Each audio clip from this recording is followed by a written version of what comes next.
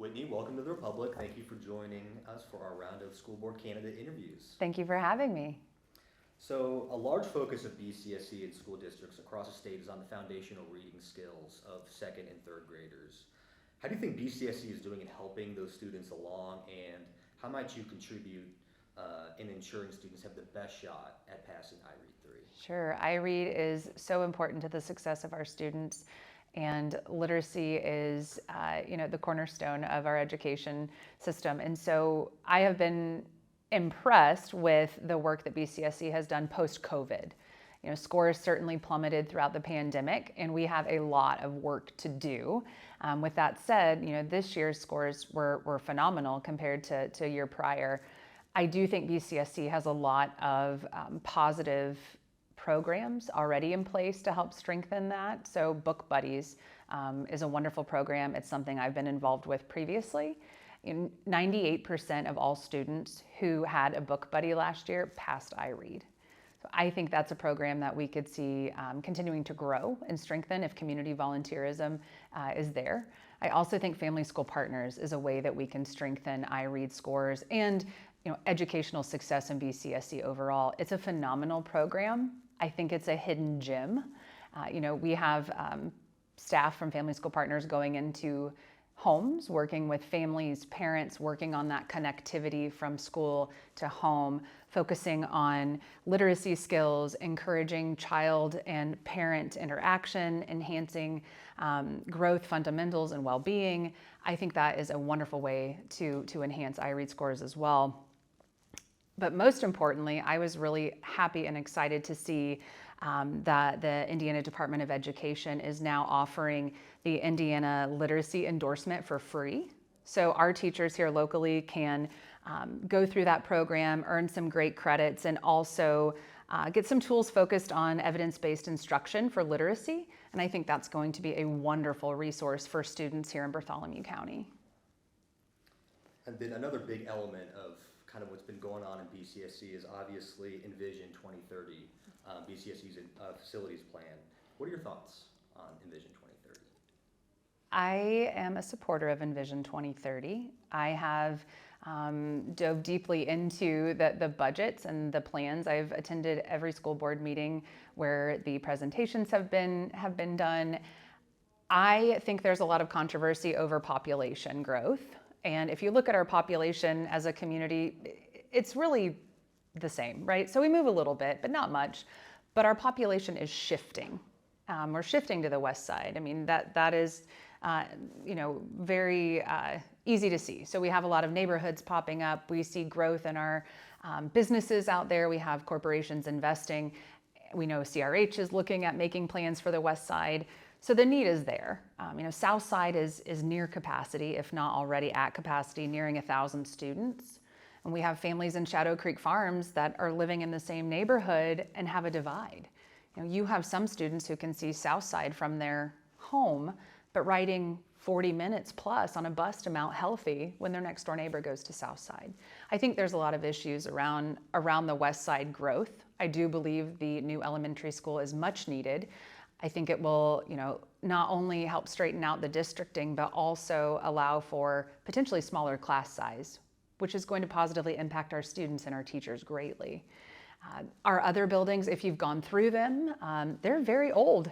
Some of them are decades old since they've had any type of renovation. And when you have teachers having to pause class to put, trash cans over the rain leaks coming through the roof, that's an issue. Our students deserve to have safe, most importantly, safe, warm, welcoming environments where they can do their best work. And fortunately, because of the bonds that we're able to use, this is going to be a tax rate neutral project. And I think that is just incredible for our community and most importantly for our kids.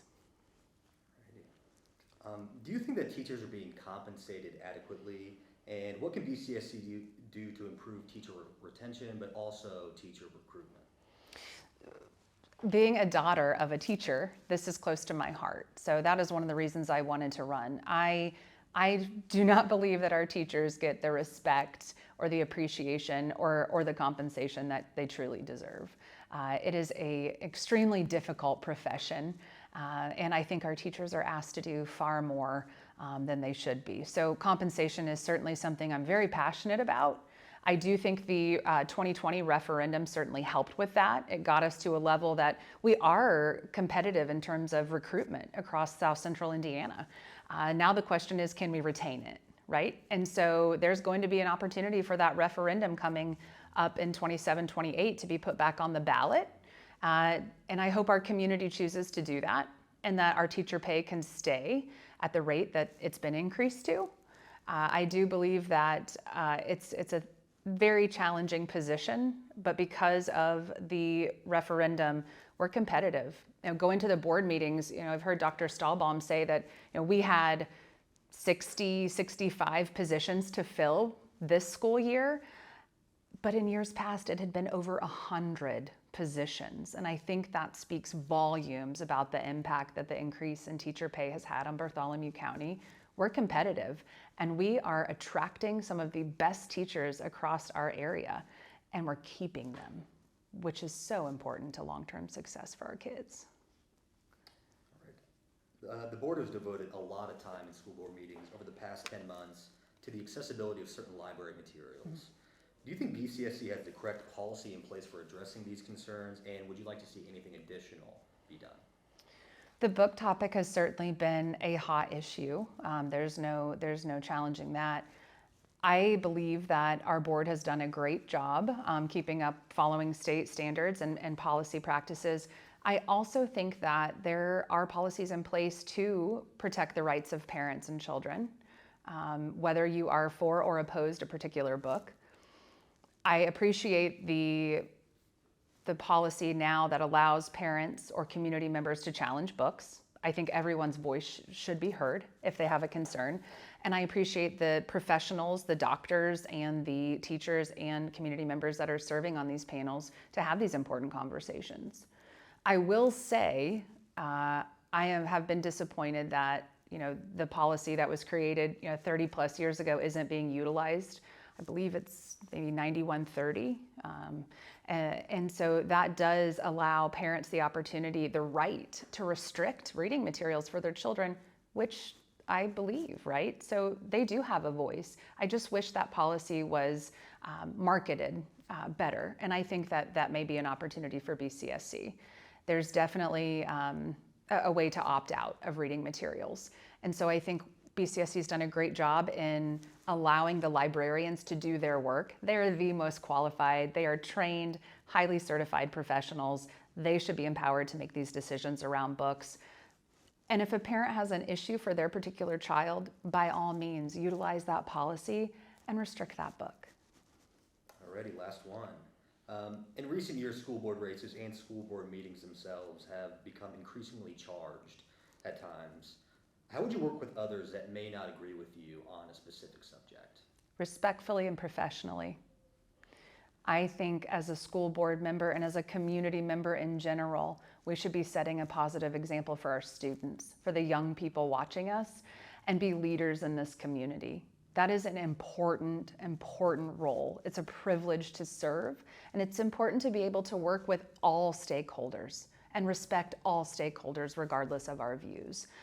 We can certainly disagree. That's what makes our community so great. We're very different. We're from all walks of life, but we need to be able to meet a common ground respectfully. And that is something that I'm very passionate about. I entered this race wanting to set a positive example for my children and my family and the community that I serve. And I hope that I've done that. And that is exactly what I would bring to the board of directors. All right, Whitney, thank you so much. Thank you.